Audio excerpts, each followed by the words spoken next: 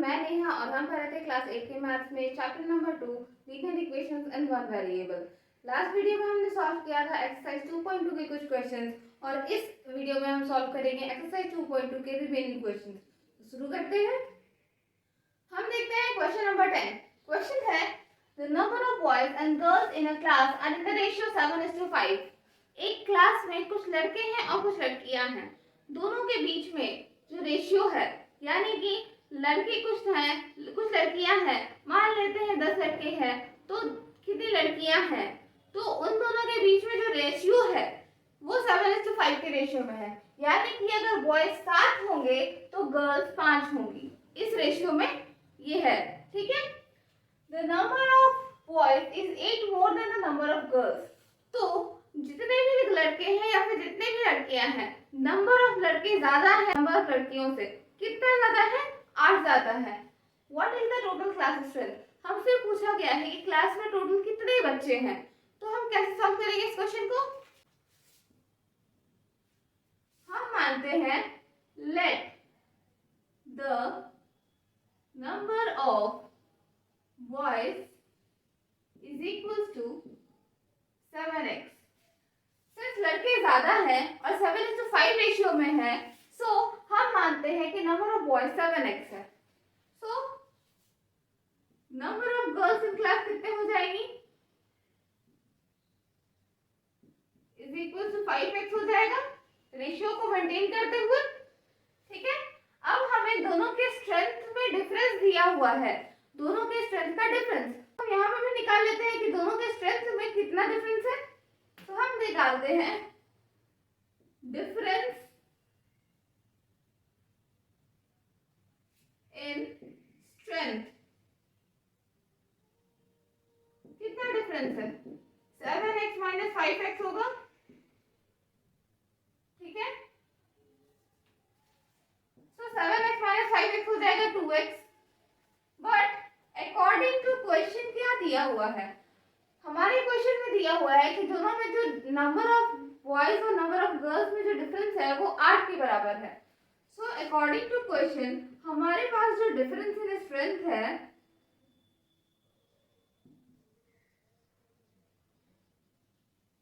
ये तो 8 के बराबर है, बट हमारा क्वेश्चन में निकला है कि ये x के बराबर है।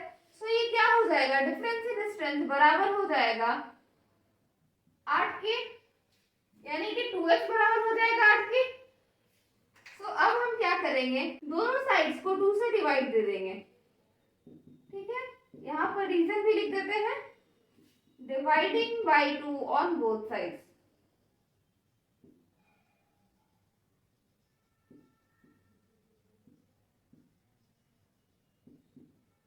दोनों साइड्स को हमने 2 से डिवाइड किया तो ये आ जाएगा 2 and 2 कैंसिल, ये हो जाएगा 4 टाइम्स पे cancel, therefore x is equal to 4।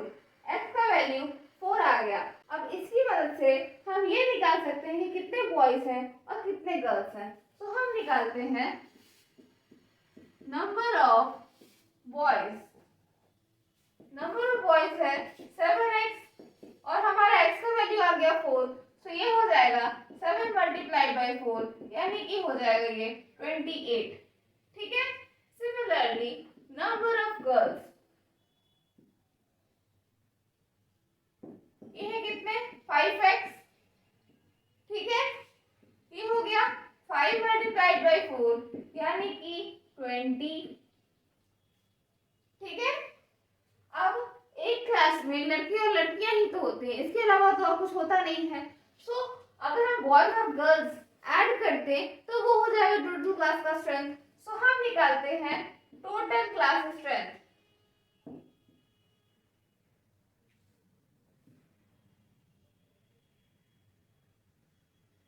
कितना हो जाएगा? Number of boys plus number of girls.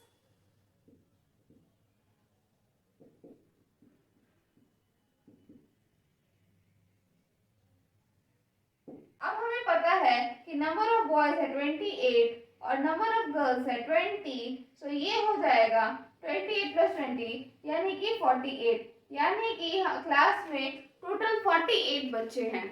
ठीक है, सो 48 हो गया हमारा आंसर। अब हम देखते हैं नेक्स्ट क्वेश्चन। हम देखते हैं क्वेश्चन नंबर 11।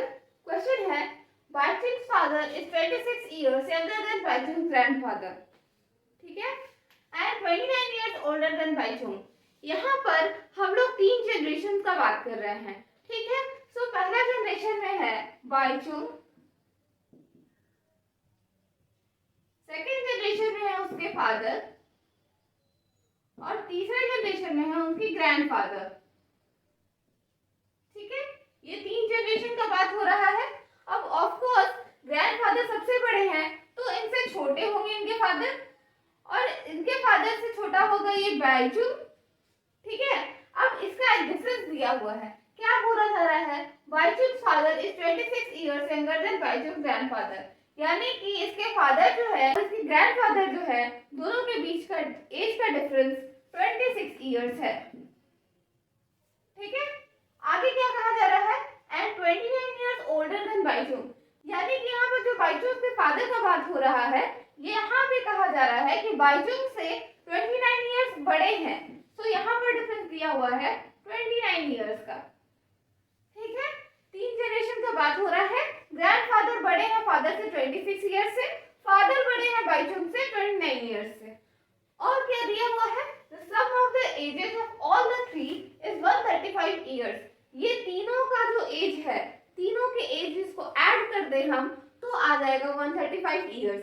अब हमसे पूछ लिया गया है कि इन तीनों का अकेले अकेले का एज क्या है, यानी कि बाइचुंग का एज क्या है, बाइचुंग के फादर का एज क्या है, बाइचुंग के ग्रैंडफादर का एज क्या है, ठीक है।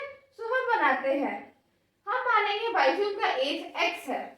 हमने माना कि बाइचुंग का एज अगर x है तो बाइचुंग से 29 इयर्स बड़े हैं इसके पापा, सो इनका एज हो जाएगा x प्लस 29, ठीक है।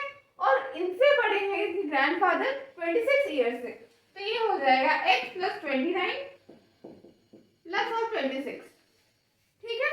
और यही हम मान करके हम आगे सॉल्व करेंगे क्वेश्चन को। हम लिखते हैं let the age of Baichung is x years। हमने माना कि बाइचुंग का एज x साल है, therefore age of his father,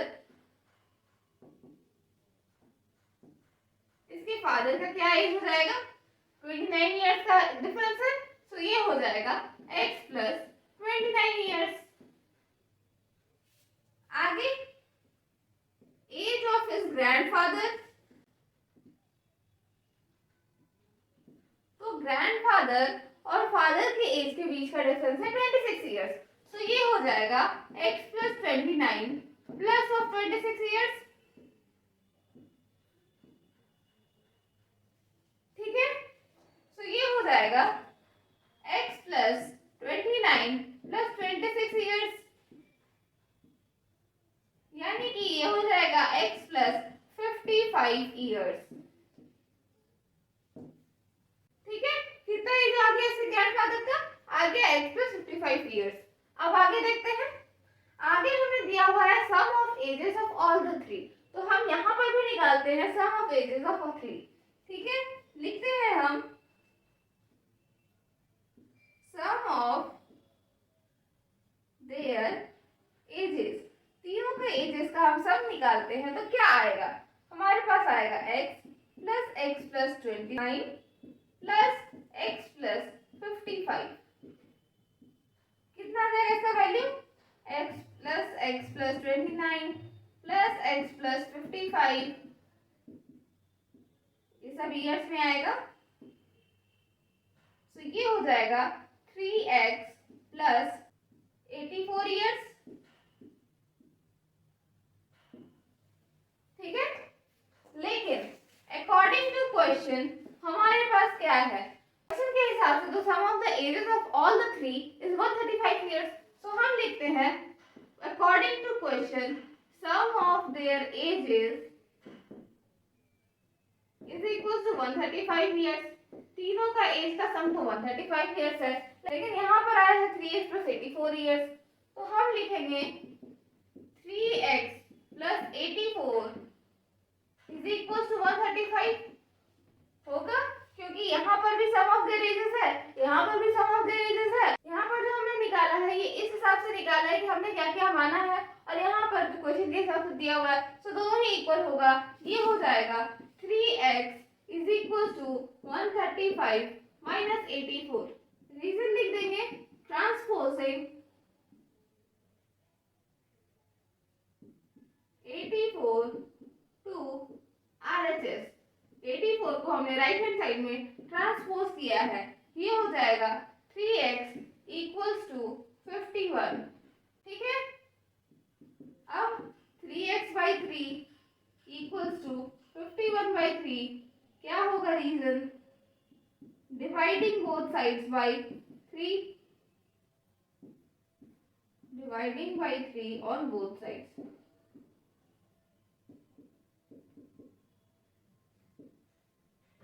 ठीक है, सो 3 और 3 कैंसिल, यहाँ पर 3 कैंसिल हो जाएगा 17 टाइम्स में, therefore x is equal to 17। x का वैल्यू हमारे पास 17 इयर्स आ गया। अब ये x है, ये तो बाईचुंग का एज है, सो हम इसके हिसाब से बाईचुंग के फादर का भी एज निकाल लेंगे, बाईचुंग के ग्रैंडफादर का भी एज निकाल लेंगे। ठीक है, सो निकालते हैं हम लोग। x आया हमारा 17, so age of Baichung is equal to x years, यानी कि 17 ईयर्स हो गया। ठीक है, एज ऑफ हिज फादर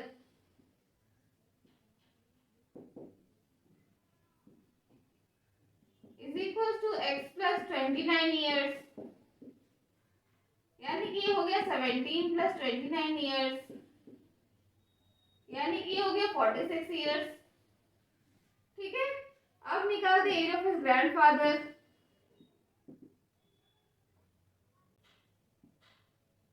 ये हो जाएगा x प्लस 55 ईयर्स,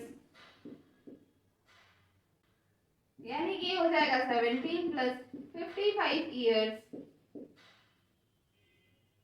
यानी कि ये हो गया 72 ईयर्स। ठीक है, सो हमने तीनों का एज निकाल लिया। बाईचुंग का एज 17 ईयर्स, उसके पापा का एज है 46 ईयर्स, और उनके ग्रैंडफादर का एज है 72 ईयर्स। ठीक है, अब हम देखते हैं नेक्स्ट क्वेश्चन। हम देखते हैं क्वेश्चन नंबर 12। क्वेश्चन है 15 years from now Ravi's age will be 4 times his present age। यानी कि रवि के एज का बात हो रहा है कि आज का जो भी एज है रवि का, 15 साल बाद उसका जो एज होगा वो आज के एज से 4 टाइम ज्यादा होगा। यानी कि मान लिया कि आज एज है अगर x ईयर्स, तो 15 ईयर्स बाद उसका जो एज होगा वो 4x हो जाएगा। ठीक है, आगे क्या कहा गया है, व्हाट इज रवि's प्रेजेंट एज, यानी कि रवि का प्रेजेंट एज क्या है। ठीक है, सो हम निकालते हैं इसको। हम मानते हैं लेट रवि's प्रेजेंट एज, हमने माना कि रवि का प्रेजेंट एज है x ईयर्स। ठीक है, सो रवि's एज आफ्टर 15 ईयर्स कितना हो जाएगा, आज से 15 साल बाद रवि का एज क्या हो जाएगा, तो जितना साल बीता उतना साल उसके एज में ऐड हो जाएगा। So this will be x plus 15 years, यानी कि रवि का एज 15 साल बाद x प्लस 15 ईयर्स होगा। But according to question, question क्या कह रहा है कि 15 साल बाद जो एज होगा वो 4 गुना होगा इस एज का। ठीक है, 15 साल बाद जो ये वाला जो एज होगा ये इसका 4 गुना होगा। ठीक है, सो क्वेश्चन कह रहा है x प्लस 15, ये जो एज है ये 4 गुना होगा प्रेजेंट एज का। ठीक है, ऐसे लिखते हैं। तो क्वेश्चन क्या कह रहा है, एज आफ्टर 15 ईयर्स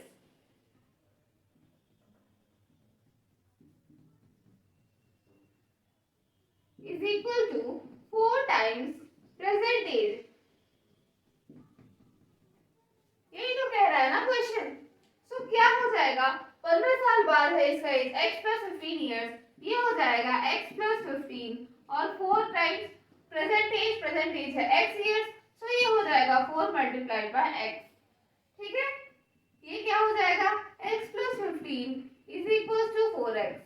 ठीक है, ये हो जाएगा 4x is equal to x plus 15। Reason दे देते हैं, interchanging LHS and RHS। RHS और LHS को हमने इंटरचेंज किया है, तो ये हो जाएगा 4x minus x equal to 15। Reason, transposing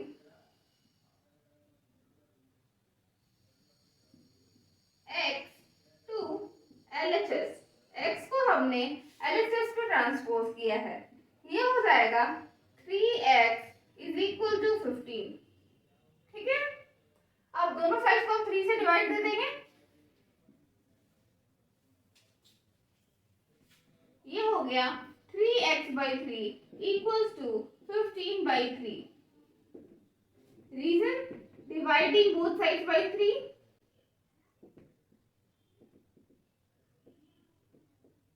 3 and 3 cancel, ये हो जाएगा 5 टाइम्स में cancel, therefore x is equal to 5। x का वैल्यू आ गया 5। अब रवि का प्रेजेंट एज क्या हो गया, x इयर्स, यानी कि 5 इयर्स। लिखते हैं Ravi's present age is equal to x years. x का वैल्यू है 5, तो ये हो गया 5 इयर्स। ठीक है, अब हम देखते हैं नेक्स्ट क्वेश्चन। हम देखते हैं क्वेश्चन नंबर 13। क्वेश्चन है a rational number is such that when you multiply it by 5 by 2 and add 2 by 3 to the product you get minus 7 by 12।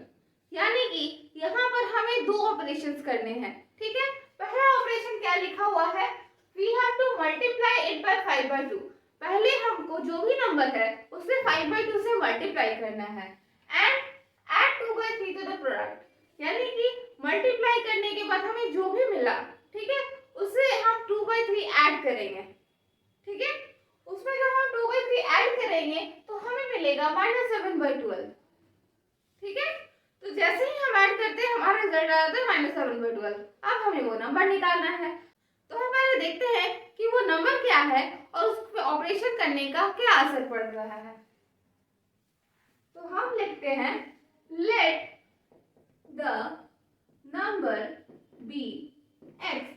हमने माना कि वो नंबर x है, तो पहला ऑपरेशन करने के बाद हमें क्या मिलेगा, number obtained after first operation. पहला ऑपरेशन क्या है, हमें उसे मल्टीप्लाई करना है 5 by 2 से, तो ये हो जाएगा x मल्टीप्लाइड बाय 5 by 2 यानी कि 5x by 2। ठीक है, पहला हमें ऑपरेशन के बाद मिल गया नंबर 5 by 2। लेट्स से इसे हम क्या देते हैं, रिजल्टेंट। ठीक है, इसमें हमें कहा रिजल्टेंट। अब ये रिजल्टेंट में इसमें हम जब ऐड करेंगे 2 by 3 तो हमें मिलेगा फाइनल रिजल्ट। ठीक है, सो हम लिखते हैं number obtained after second operation. तो सेकेंड ऑपरेशन हमारा क्या है, हमें ऐड करना है 2 by 3, तो ये हो जाएगा 5x by 2 plus of 2 by 3। हम इसे कहते हैं फाइनल रिजल्ट। ठीक है, हमने इसे कहा है फाइनल रिजल्ट। ठीक है, सो अकॉर्डिंग टू क्वेश्चन हमारा फाइनल रिजल्ट क्या है, ये दोनों ऑपरेशन करने के बाद हमें जो भी मिल रहा है वो फाइनल रिजल्ट है। अब ये फाइनल रिजल्ट क्या है, -7 by 12, तो ये हो जाएगा -7 by 12। बट हमने जो सॉल्व किया उसके हिसाब से तो ये आ रहा है, तो ये इसके इक्वल हो जाएगा। तो ये this will be equal to 5x by 2 plus of 2 by 3 is equal to -7 by 12।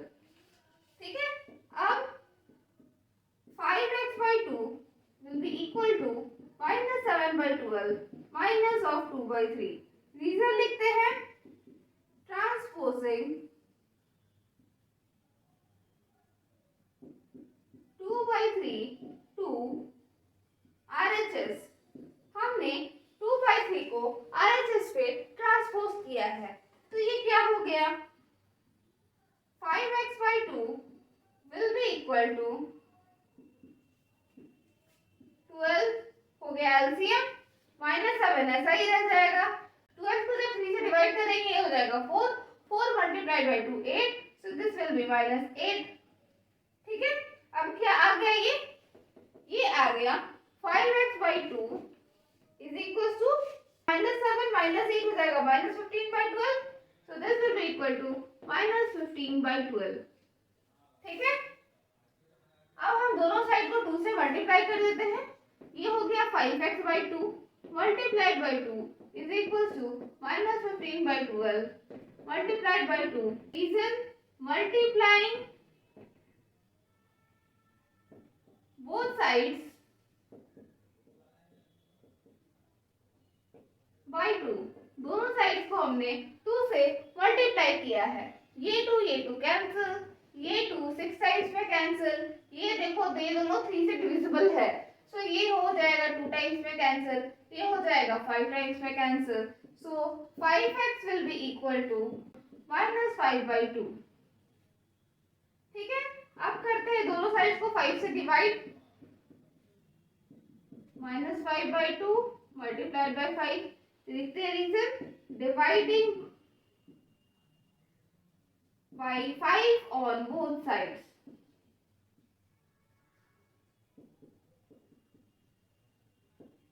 दोनों साइड्स को हमने 5 से डिवाइड दिया है, ये 5 कैंसिल, ये 5 cancel, therefore x will be equal to -12।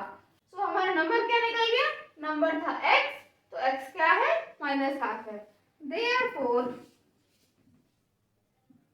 required number, जो नंबर हमें चाहिए था, is equal to x is equals to -12। ठीक है, अब हम देखते हैं नेक्स्ट क्वेश्चन। हम देखते हैं क्वेश्चन नंबर 14। क्वेश्चन है, Lakshmi is a cashier in a bank. Lakshmi के बारे में बात हो रहा है, जबकि बैंक में एक कैशियर है। अब कैशियर के पास बहुत सारे पैसे होते हैं, सो ये हम सब जानते हैं। आगे, she has currency notes of denominations ₹100, ₹50 and ₹10। ये लक्ष्मी जो है, ये जो कैशियर है, इसके पास 100, 50 और 10 के नोट्स पड़े हैं। ठीक है, ratio of the number of these notes is 2:3:5। अब 100 के कुछ नोट्स हैं, 50 के कुछ नोट्स हैं, 10 के कुछ नोट्स हैं, ये तो ठीक है, 100 के कितने नोट्स हैं, 50 के कितने नोट्स हैं और 10 के कितने नोट्स हैं, ये तीनों नंबर का हम जब रेशियो निकालते हैं तो हमें मिलता है 2:3:5। कहने का मतलब ये कि अगर उसके पास 100 के 2 नोट्स हैं तो 50 के 3 नोट्स हो गए और 10 के 5 नोट्स हो गए। उसी तरह से अगर मान लो 100 का 4 नोट है तो 50 का 6 नोट होगा और इसका 10 नोट होगा। ठीक है, तो total cash with Lakshmi is 4 lakh. अब टोटल कैश आप कैसे निकालोगे, माना आपके पास पैसे हैं, 100 रुपए का 4 नोट है, 50 का 2 नोट है और 10 का 10 नोट है, तो आप क्या करोगे, इसको इससे मल्टीप्लाई करोगे तो ये आ जाएगा 400, इसको इससे मल्टीप्लाई करोगे आ जाएगा 100, इसको इससे मल्टीप्लाई करोगे आ जाएगा 100, तो आप टोटल निकाल के बोलोगे कि हाँ आपके पास 600 है। ठीक है, ये बस समझाने के लिए है, इसका इस क्वेश्चन से कोई रिलेशन नहीं है। मानो आपके पास इस तरह से नोट्स है, इस नंबर में नोट्स है, तो आपके पास टोटल कैश 600 होगा। ठीक है, तो इसी तरह से लक्ष्मी के पास 100, 50, 10 करके जो भी नोट्स आएंगे उनका टोटल वैल्यू निकालेंगे हम, तो हमें मिलेगा 4 लाख। ठीक है, अब how many notes of each denomination does she have, हमें निकालना है कि ये जो नंबर यहाँ पर जो हम लिख के रखे हैं ये कितने हैं, अगर इन सब का वैल्यू मिला करके 4 लाख आ रहा है। ठीक है, तो देखते हैं ये क्वेश्चन। हम लिखते हैं, let the number of ₹100 notes is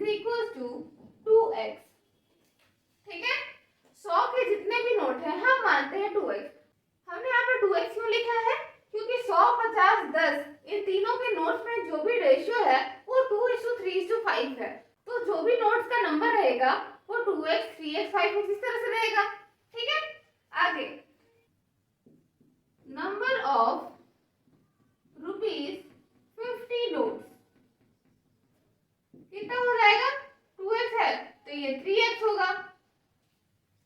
ठीक है, इसी तरह से नंबर ऑफ ₹10 नोट्स, 10 रुपए के नोट कितने होंगे? ये 2x है, ये 3x है तो ये 5x होगा। अब हम निकालते हैं कि 100 के नोट का वैल्यू कितना है, 50 के नोट का वैल्यू कितना है, 10 के नोट का वैल्यू कितना है, बिल्कुल उसी तरह से जिस तरह से हमने उस एग्जाम्पल में देखा था। ठीक है, तो हम निकालते हैं वैल्यू ऑफ ₹100 नोट्स।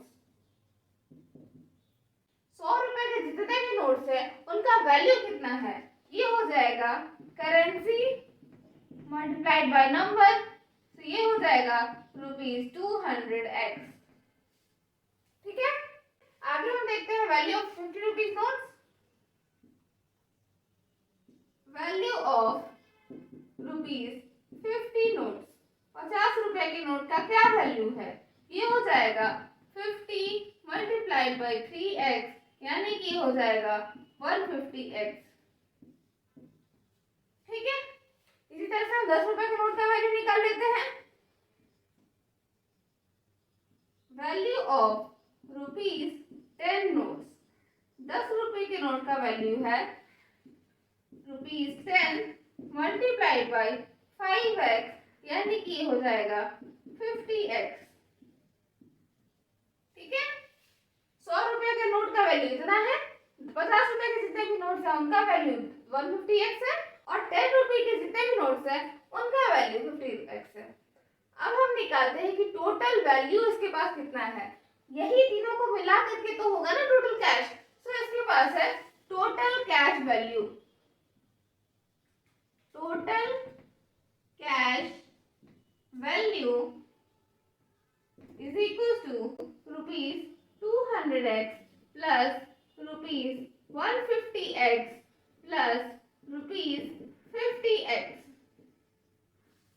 ठीक है, अब देखते हैं अकॉर्डिंग टू क्वेश्चन क्या है। According to question total cash का वैल्यू कितना है? टोटल कैश वैल्यू है इसके पास ₹4 लाख, 4 लाख का कैश है इसके पास। अब हमारे पास टोटल कैश वैल्यू निकला क्या है? ये कितना हो जाएगा? ये हो जाएगा ₹400x। ठीक है, तो हमारे पास टोटल कैश वैल्यू निकला 400x, लेकिन क्वेश्चन के हिसाब से तो है 4 लाख।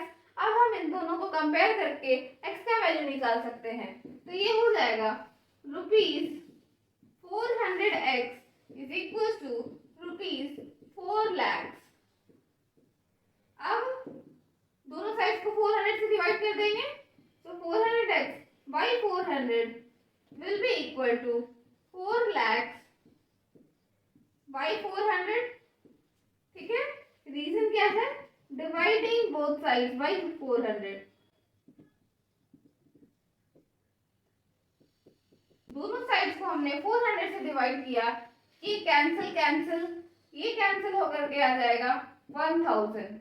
सो देयरफॉर x का वैल्यू आ गया हमारे पास 1000। ठीक है, तो इस हिसाब से हम निकाल लेंगे कि नंबर ऑफ नोट्स उसके पास कितने हैं। हम निकालते हैं नंबर ऑफ ₹100 नोट्स कितने हो जाएंगे?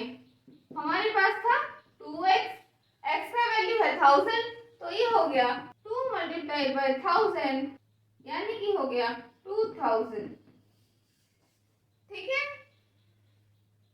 अब नंबर ऑफ ₹50 नोट्स, 50 नोट कितने थे?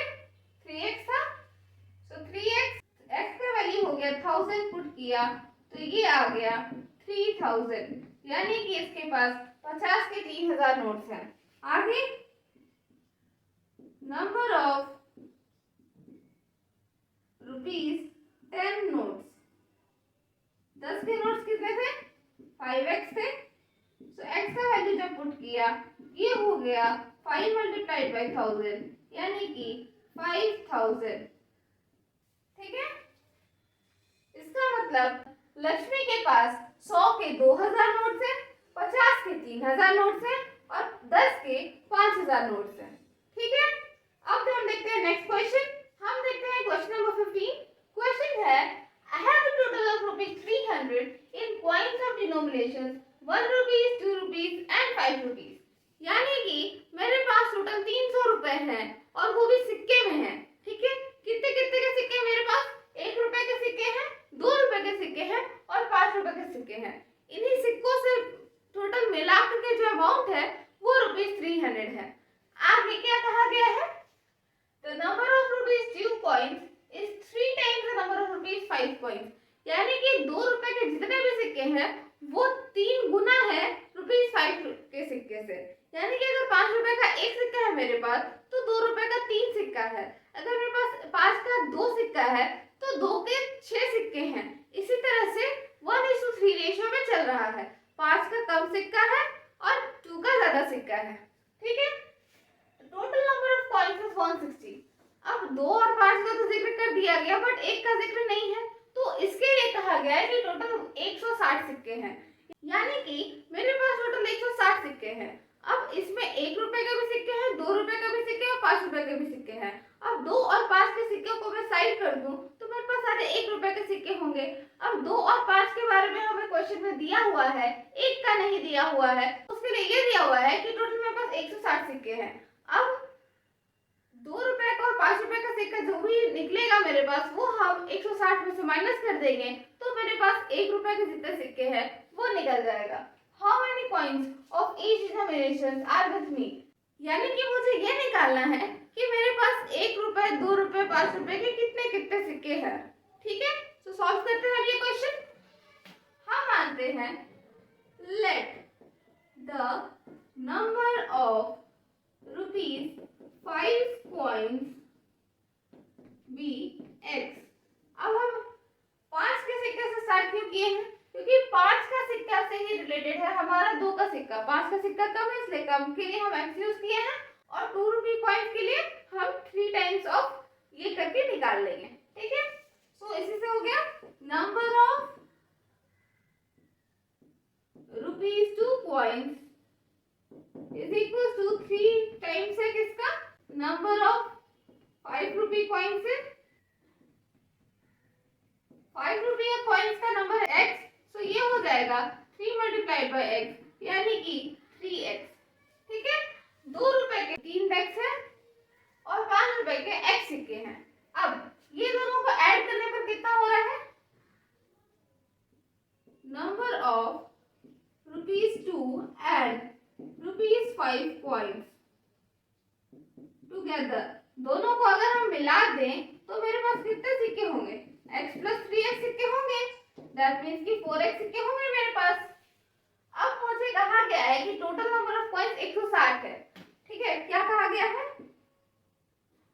टोटल नंबर ऑफ कॉइन्स कितने हैं? 160 है। अब मेरे पास 2 और 5 के सिक्के मिलाकर 4x सिक्के हैं। टोटल सिक्के 160 है, तो इसी से हम ये निकाल लेंगे कि नंबर ऑफ 1 रुपए के सिक्के कितने हैं। ठीक है, सो क्या हो जाएगा?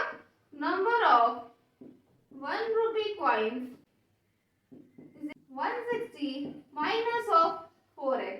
ठीक है, टोटल में से 2 और 5 के सिक्के हमने माइनस कर देंगे तो 1 रुपए का सिक्का निकल जाएगा। ठीक है, अब इसके आगे वैसा ही क्वेश्चन हो जाएगा जैसे हमने पिछले क्वेश्चन में सॉल्व किया था। ठीक है, हम निकालते हैं वैल्यू ऑफ 5 रुपी कॉइन। 5 रुपए के कॉइन के सिक्के के वैल्यू निकालते हैं हम। ये हो जाएगा ₹5 मल्टीप्लाइड बाय x यानी कि ₹5x। ठीक है, इसी तरह से वैल्यू ऑफ ₹2 कॉइन्स कितना हो जाएगा भाई हमारे पास? ₹2 मल्टीप्लाइड बाय 3x यानी कि ₹6x। ठीक है, वैल्यू ऑफ ₹1 कॉइन कितना हो जाएगा? ₹1 multiplied by 160 minus 4x, this will B ₹160 minus 4x।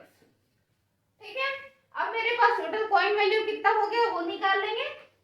क्या हो जाएगा? Total coin value is equal to, तीनों को हम ऐड कर देंगे, ये हो जाएगा ₹5x plus ₹6x plus ₹160 minus 4x, this will B ₹5x plus 6x plus 160 minus 4x। ये हमारा टोटल करने पे आ जाएगा 160 प्लस 7x। ठीक है, अब हमारे पास टोटल कॉइन वैल्यू कितना दिया हुआ है? ₹300। तो हम लिखते हैं according to question total coin value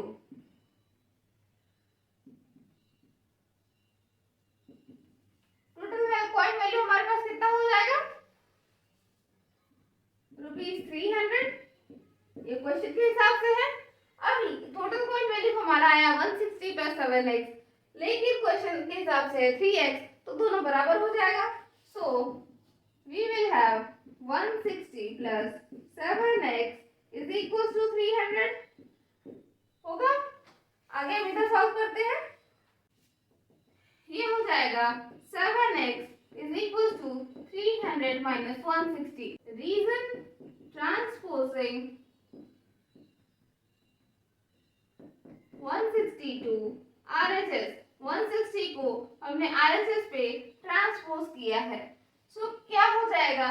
7x is equal to 140। दोनों साइड्स को हम 7 से डिवाइड दे देंगे, तो ये हो जाएगा 7 7 कैंसिल, ये हो जाएगा 20 टाइम्स में कैंसिल। रीजन यहाँ लिख देते हैं, dividing both sides bye 7।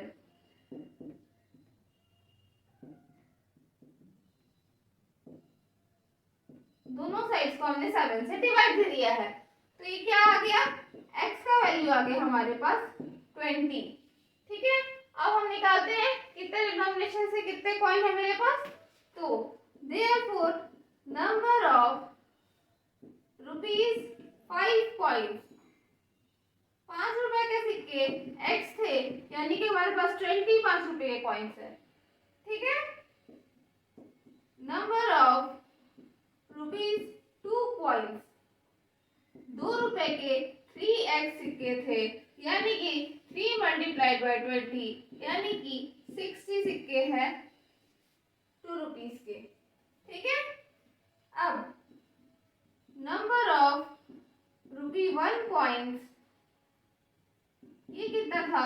160 minus of 4x, यानी कि 160 माइनस 4 मल्टीप्लाइड बाय 20, यानी कि 160 माइनस 80, यानी कि 80। तो 1 रुपए के टोटल 80 सिक्के थे। तो क्या क्या आ गया हमारे पास आंसर? 5 रुपए के 20 सिक्के, 2 रुपए के 60 सिक्के और 1 रुपए के 80 सिक्के। ठीक है, अब हम सॉल्व करते हैं क्वेश्चन नंबर 16। क्वेश्चन नंबर 16 है, the organiser of an essay competition decide that a winner in the competition gets a prize of ₹100। यानी कि यहाँ पर एक कंपटीशन का बात हो रहा है, जो कि एक ऐसे कंपटीशन है। अब जो ऑर्गेनाइजर्स है उन्होंने डिसाइड किया कि जो भी जीतेगा उसे हम 100 रुपए का प्राइज देंगे। आगे, a participant who does not win gets a prize of ₹25। यानी कि वैसे पार्टिसिपेंट्स जो जीत नहीं पाए उन्हें भी ₹25 का प्राइज मिलेगा। आगे, the total prize money distributed is ₹3000। तो टोटल उन्हें जितने पैसे डिस्ट्रीब्यूट करने पड़े वो ₹3000 था। अब हमें निकालना क्या है? What is the number of winners if the total number of participants is 63? अगर टोटल 63 लोगों ने पार्टिसिपेट किया तो टोटल विनर्स कितने थे? तो अगर टोटल नंबर ऑफ पार्टिसिपेंट 63 है तो उसी में से कुछ विनर रहे होंगे और कुछ विनर नहीं रहे होंगे। तो पहले हमें ये निकालना है कि विनर्स कितने हैं। हम मानते हैं लेट द नंबर ऑफ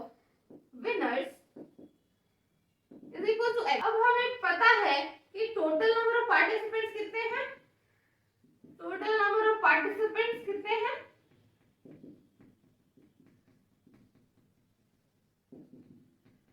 कितने हैं 63 है। तो अब जो जीत नहीं पाए वो तो लूज करेंगे, ठीक है। तो हम लिखते हैं number of participants who didn't win, जो जीत नहीं पाए कितने होंगे 63 में से विनर्स को हटा देंगे तो वो लोग होंगे जो कि जीत नहीं पाए, ठीक है। अब जो जीते हैं उन्हें तो 100 रुपए मिले हैं, तो हम निकालेंगे कि कितना प्राइस डिस्ट्रीब्यूट किया गया है विनर्स को, ठीक है। लिखते हैं प्राइज मनी फॉर विनर्स, ठीक है। विनर्स के लिए प्राइस मनी कितना है ₹100 है, तो टोटल कितना प्राइस डिस्ट्रीब्यूट किया गया है, लिखते हैं टोटल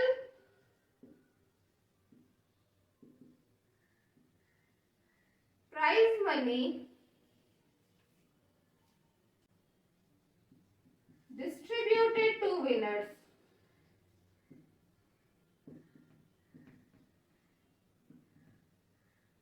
विनर्स को कितना प्राइज मनी डिस्ट्रीब्यूट किया गया है, ये हो जाएगा ₹100 मल्टीप्लाइड बाय x, यानी कि ₹100x, ठीक है। 100x डिस्ट्रीब्यूट किया गया है विनर्स को। अब prize money for other participants,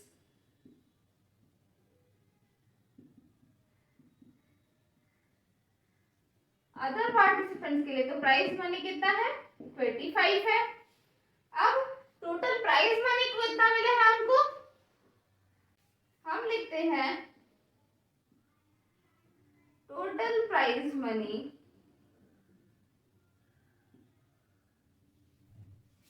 distributed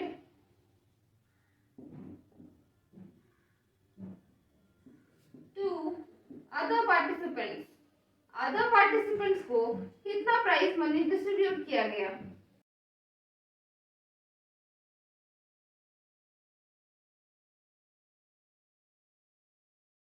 ये हो जाएगा ₹25 मल्टीप्लाइड बाय 63 माइनस x, ठीक है। अब ये वैल्यू कितना हो जाएगा कैलकुलेट कर लेते हैं, ये हो गया 25 multiplied by 63, this will B 75, this will B 150, so this will B 1575, ठीक है। 1575 माइनस 25x, ठीक है। ये होगा prize money distributed to other participants. अब ये दोनों को मिला करके ही तो टोटल प्राइज मनी डिस्ट्रीब्यूट हुआ ना, सो हम लिखते हैं total prize money distributed, total prize money distributed, कितना डिस्ट्रीब्यूट हुआ है, पहले वाले से हुआ है 100x और दूसरे बार हुआ है 1575 माइनस 25x, ठीक है। तो ये हो जाएगा ₹100x प्लस 1575 माइनस 25x, यानी कि ₹75x प्लस 1575, ठीक है।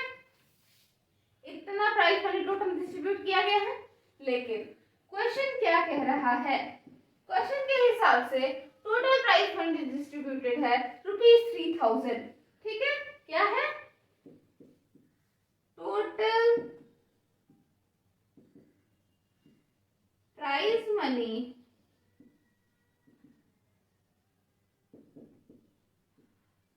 डिस्ट्रीब्यूटेड, ये है ₹3000, टोटल 3000 डिस्ट्रीब्यूट किया गया है टोटल प्राइस मनी। हमने जो निकाला टोटल प्राइस मनी डिस्ट्रीब्यूटेड, ये आ रहा है 75x plus 1575, So indirectly 75x plus 1575 will definitely be equal to 3000.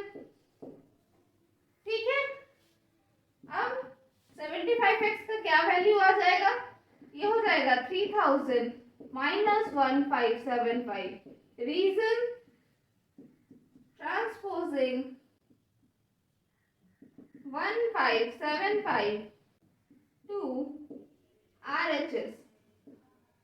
ठीक है, 1575 को हमने इधर ट्रांसपोज किया तो ये क्या हो जाएगा, ये हो गया 75x इज इक्वल्स टू 2541. ठीक है, 1425. ठीक है, अब दोनों साइड्स को हम 75 से डिवाइड कर देंगे, ये हो जाएगा 75x बाई 75, ये हो जाएगा 1425 बाई 75. रीजन,